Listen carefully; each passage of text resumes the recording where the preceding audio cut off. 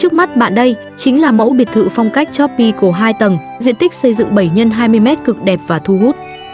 Ánh sáng đã có, gió cũng đã có, mọi thứ được mở ra, phòng khách, bếp và phòng ăn không còn ranh giới rõ ràng. Nhưng chính sự liền mạch đó lại tạo ra một cảm giác rất quen, là dù bạn đang ở đâu trong nhà thì vẫn luôn cảm nhận được sự hiện diện của nhau.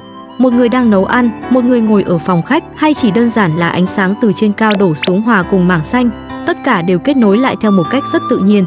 Điểm nhấn lớn nhất chính là khoảng thông tầng rộng, thoáng, vừa đưa ánh sáng vào sâu bên trong, vừa kết nối các không gian sống.